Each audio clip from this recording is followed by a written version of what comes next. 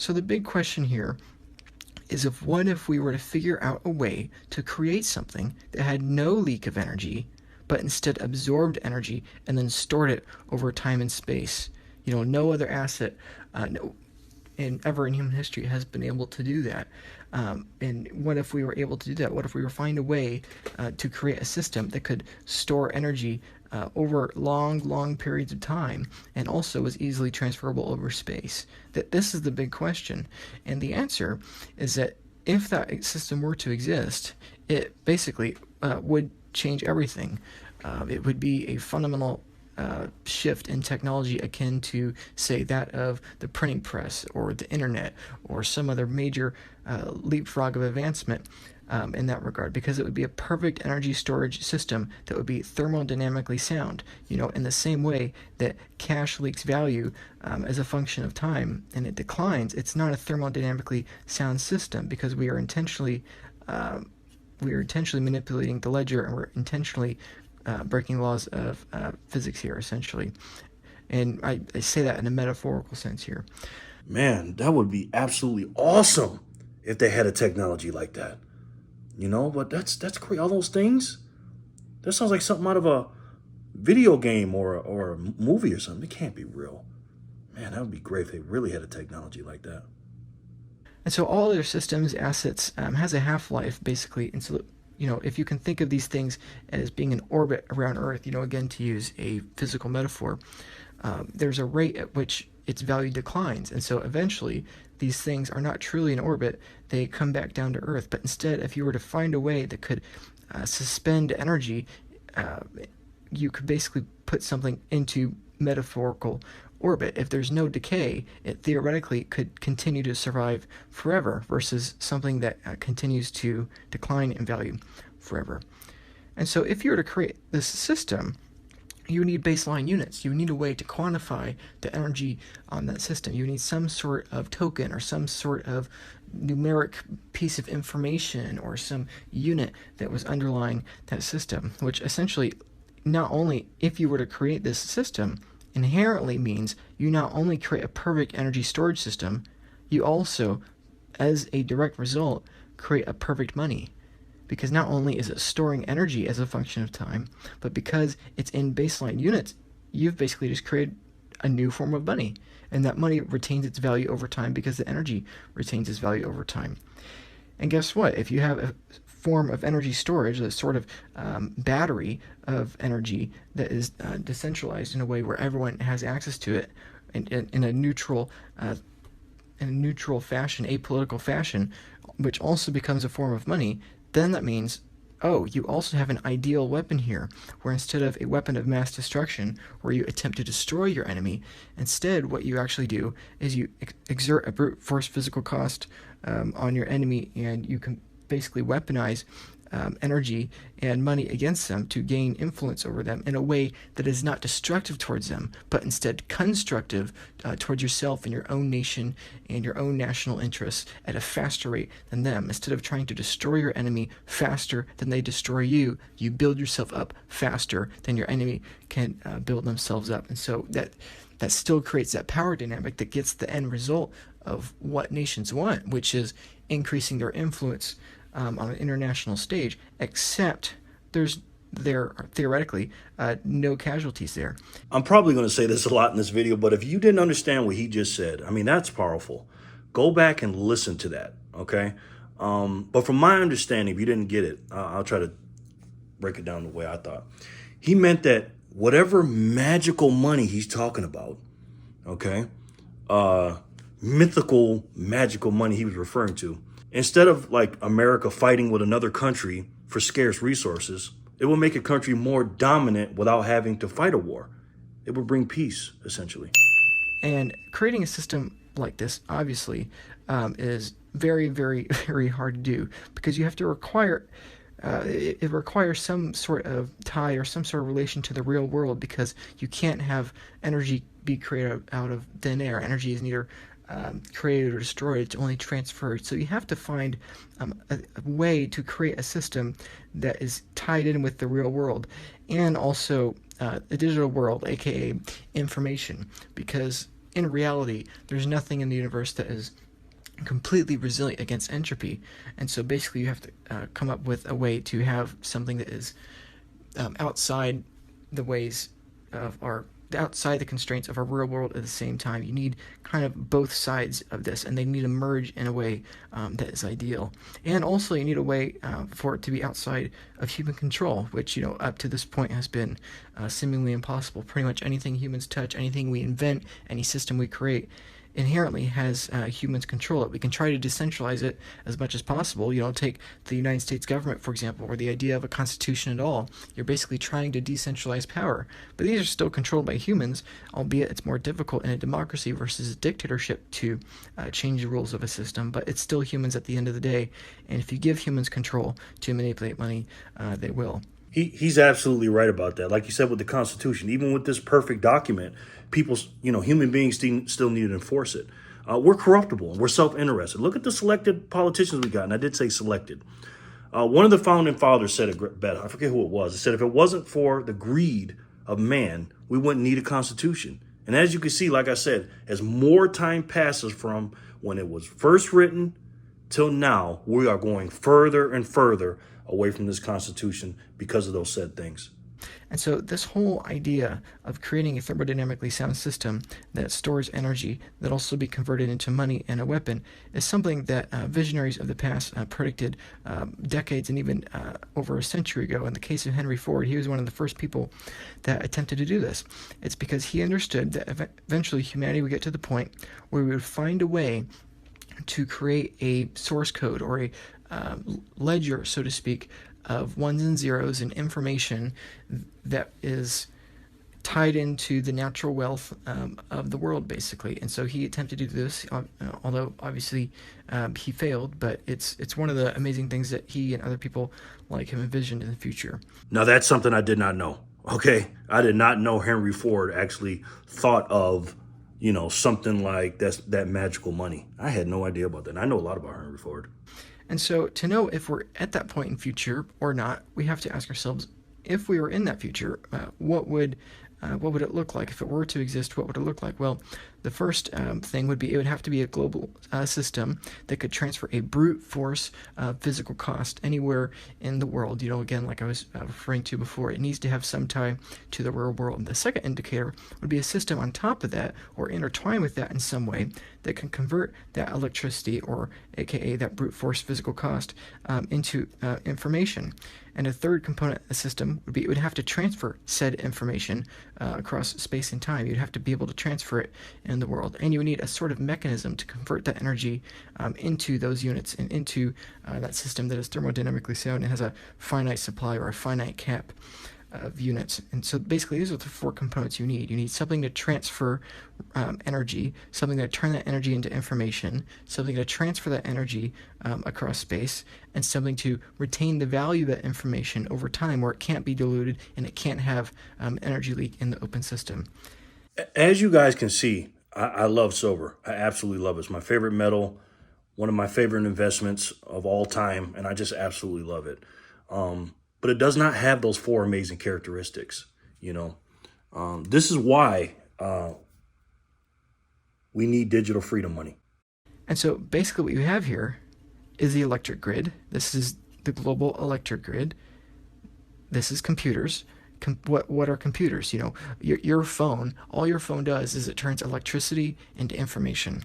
It turns watts into ones and zeros that it displays to you. You have electrical energy via electric wires that is turned into computational energy with computers, in the 40s and 50s here. And then you have the internet that transfers that information that the computers create across space. And then you have a piece of software that takes that information and turns it into a system with a finite scarcity of assets. And that's the basic thing to think about here in this transition. We've basically created a multi-layered emergent system that has these layers to it. And so when you think of Bitcoin, the basic way to think about it is that it's a piece of software that, using the internet, has computers turn electricity at brute force physical cost into energy. And this is what makes it different than cash. Cash is issued by decree, and it's issued by the will of a government or the will of an institution, the will of the people. Same with stocks, same with any other paper asset. Whereas with Bitcoin, it is a self-regulating system that converts electricity into a finite scarcity of its units, and it doesn't matter how much brute force you throw at it, and it doesn't matter what computers convert that brute force, and it doesn't matter where it comes from, but it ends up in the same spot. And so basically the discovery of this system that can convert real energy into the forms of one and zeros and retain its energy irregardless of intervention from human will or desire, despite increase in energy production, despite the ability of humans to create more energy due to improving technology over time, it is the essence of the discovery here. And so, like I said before, even though cash is a series of ones and zeros, it is entirely different than this because there is no brute force in creating that. And even though it has, it runs on computers, it's not encoded by computers. It's simply ones and zeros that are decreed by a centralized party and not something that is emergent of a decentralized system. Very well said. Now I need you guys to pay attention to this part. These next about a minute or so. He actually makes a very, very good analogy. So I need you to pay attention to this. And so basically the way to think of it here is that if you were to create such a system, it would be metaphorically like a black hole, and that it is something that is a closed loop and something that has other forms of energy fall into it. You know, for example, if you can create an infinite number of planets, but the end destination is available. You can throw an infinite amount of energy at it, but it will always retain it because it's a finite scarcity of units that are exchangeable for a brute force physical cost. And the amount of brute force is dependent on the value of that system, which we'll get to more in just a moment. And so enter Bitcoin. This is where we start to talk about Bitcoin. Love it. I love that analogy. All right, you guys ready? Get your notepads ready. Here we go. Let's buckle up. And this is the simplest way to put it. This is the simplest way to put the entire Bitcoin thesis here. And basically everything we've been talking about to this point is covering this dynamic here. We have an infinite amount of cash ability to be created out of thin air. We have an infinite amount of land that we're able to discover and improve on and build and create for humanity. We have an infinite amount of intelligence, especially now we're on the cusp of artificially intelligent systems, and the more humans we have and the more robots we have and the more computers we have only more and more information there. And you know, take metals like gold or silver or copper, we're able to mine more and more materials over time and get more materials for our computers and our other systems, orders of magnitude more every single generation and every single iteration. As technology gets better, we find ways to create more metals and goods and service and everything like that. Oh, okay. Precious metal stackers. Okay, calm down. That hurt me when he said that. I'm not gonna lie, but do not turn off the video. Okay, he breaks it down a little later. He'll explain a little later, but don't get all mad. It's facts are facts. He breaks it down. Infinite debt. You know, nations and corporations, we again are based in a system that requires an expansion of credit, that requires an expansion of cash to prevent credit collapses. And so there's an infinite amount of debt to be borrowed and to be created. And remember, keep in mind, when you create debt, you are creating new money. You know, if person A owes person B money, basically the parties have created money because now you have the original cash and then you have the IOU that has been created out of thin air. The same thing with stocks. If stocks go up in value, a company can issue more stock and create more stock to be injected in the system. Same thing with energy, as I was speaking about earlier. We're able to create more and more energy. Same thing with bonds. We're able to create more bonds, which is another way of thinking about debt. We create more of that over time. We have more and more food, thank God, and starvation goes down, and prosperity and art. You know, every piece of art is unique, but we create more and more art over time, and basically everything humans can ever create is infinite. And this is the story of human history, that civilization improves, prosperity increases, starvation goes down, and poverty goes down because we are able to create as much of everything we want. And some of these have more benefit than others. Obviously, infinite debt is not nearly as important or beneficial to humanity as, you know, having more and more ability to create food and energy. But the point is the same. Everything, good and bad, we're able to make more of. except Bitcoin, because Bitcoin is outside the scope of human intervention because it's regulated by computers. The computers can't suddenly decide to create more of thin air. We don't have to trust any centralized person or any centralized board or entity to regulate the amount of Bitcoin in the same way we have to trust companies and corporations to regulate the amount of supply of all of these assets. But instead, you have computers just verifying each other, the protocol and the system, as described here before, a series of computers validating with each other finite scarcity, and basically no matter how much hash you throw at the system, no matter how much energy you throw at the system, it validates that scarcity. And this is the essence of the idea here, that as technology improves, we're only going to have more of everything, and Bitcoin is always going to be finite. So you have an infinite amount of prosperity, an infinite amount of cash, and an infinite amount of credit, and an infinite amount of debt, divided by the Bitcoin system, the dominant proof of work consensus mechanism with Nakamoto consensus and difficulty adjustment, and all the technical things that make Bitcoin unique. There's only one of them, and there's only 20 million Bitcoins within the system, or 2 quadrillion sats, or satoshis, which are the smallest unit of Bitcoin. And so basically what this means is that energy, along with everything else, is going to zero as we have more of everything, and cash is going to zero faster than that, and both of these are going to zero against Bitcoin because there's only a finite number of Bitcoin when there's an infinite infinite amount of everything else. And this number is completely arbitrary. The fact it's finite is the entire point. It doesn't matter if there are 21 million Bitcoin or 210 billion Bitcoin from its initial creation. The important factor is that it's finite, and we've never had a system where we've been able to do that before, and that's the whole innovation here. That's the whole point. I have never seen an illustration like that or somebody break it down that way. That was great. That was awesome for me. Hopefully it was for you too. Basically just showed you the infinity sign and Bitcoin being the denominator, right? Because everything else can be created.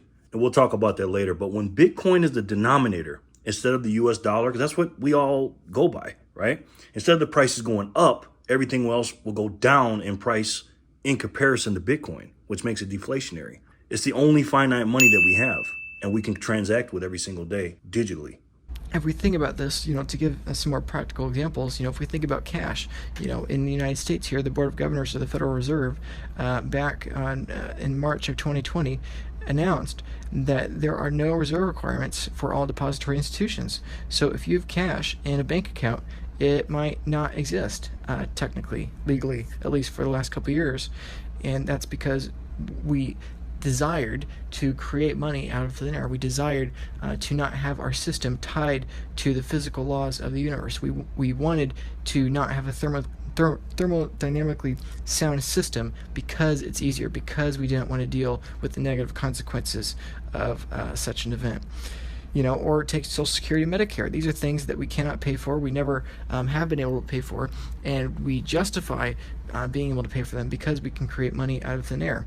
And this again, is a violation of ledger, and it eventually has to come back to roost. Again, the metaphor of an orbit, if you have something that has a rate of decay, any rate of decay above 0, that means it eventually has to come back down to its origin, which would be Earth in the metaphor's case here. And so towards the end of this decade, the 2020s and the early to mid 2030s, we're going to see major problems here as these things that are not attached to the real world eventually have to become